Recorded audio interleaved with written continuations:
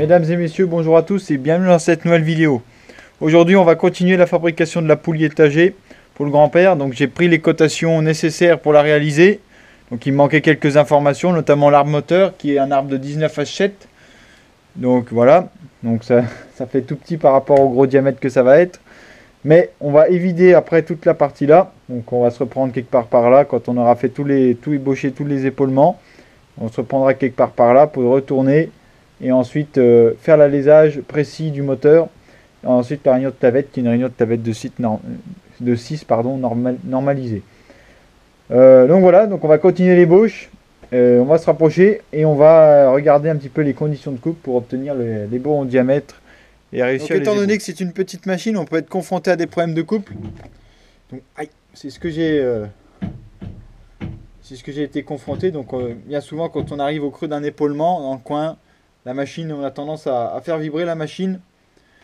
Donc ça arrive assez fréquemment. Mais à part ça, sinon l'ébauche se déroule bien. Je fragmente le copeau assez bien.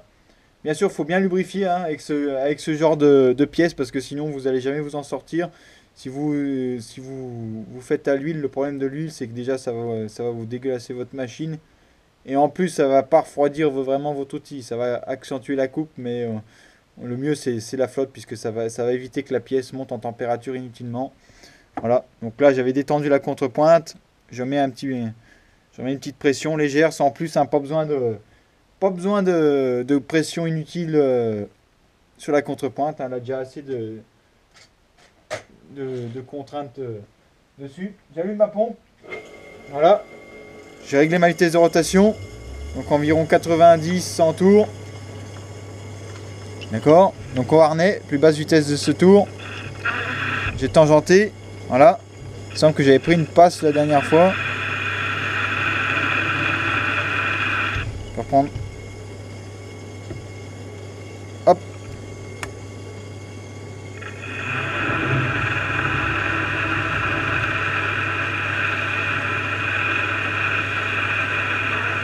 Donc là, je regarde comment le copeau sort.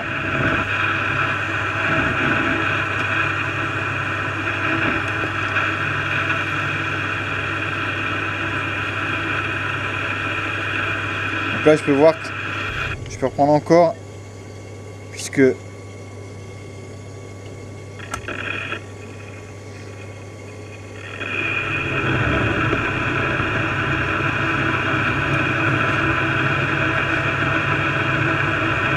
là j'ébauche avec une plaquette CCMT de 0,8. D'accord. C'est le mieux, c'est ce qui va le mieux sur cette machine pour ébaucher. Pas forcément la CCMT, mais le rayon de 0,8 c'est ce qui va le mieux. Après on peut ébaucher à la DNMG, ça marche, et au CNMG avec un briscopo qui ne demande pas trop de contraintes, on arrive parfaitement sur cette machine.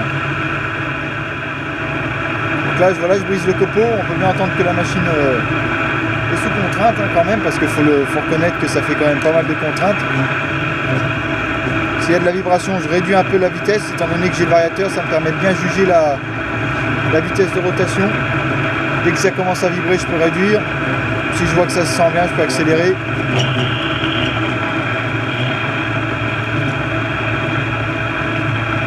Voilà, donc là je le sens bien. Voilà, une fragmentation du copeau relativement satisfaisante pour les conditions qu'on a actuellement. Donc on est à 2 mm au rayon. Donc on peut voir que le copeau fragmente assez bien. C'est pas l'idéal, c'est pas vraiment l'idéal, mais bon, ça reste quand même largement acceptable.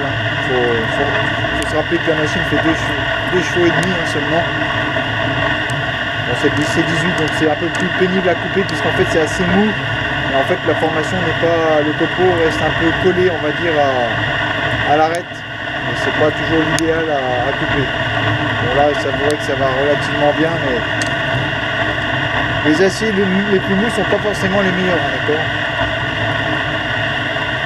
Moins vous avez de carbone dans votre acier, moins la coupe s'effectue correctement. Et moins vous avez de carbone, plus c'est un acier qui va être destiné à la soudure ou à des choses relativement légères.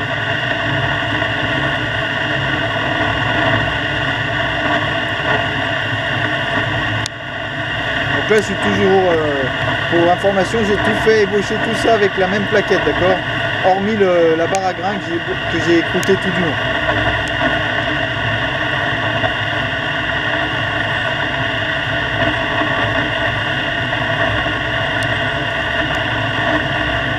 Donc là je suis à diamètre 152. Je vais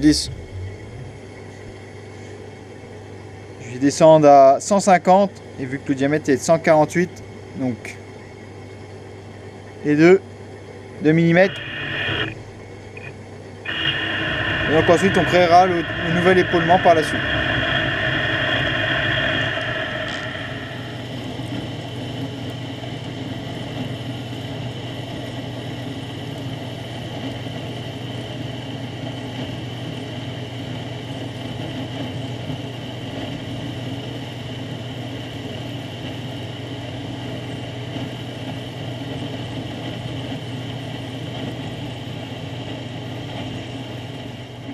Donc là je vais régler mon deuxième épaulement, mais avant ça on va réduire au maxi le porte-à-faux qu'on peut avoir par rapport à l'outil.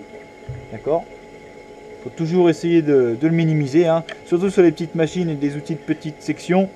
C'est toujours mieux pour l'opérateur, pour la machine et pour votre état de surface et votre temps d'usinage. Alors, il ne faut pas chercher la petite bête, hein, un épaulement. Bon, je vais laisser une surépaisseur, d'accord. J'ai toujours des surépaisseurs parce que déjà pour dresser à la finition, puisqu'on est en ébauche, on finit jamais un épaulement, on finit pas le diamètre, donc on finit pas l'épaulement non plus. La face de l'épaulement. Donc voilà, c'est aussi simple que ça. Je viens serrer mon outil. Je viens faire une légère marque sur la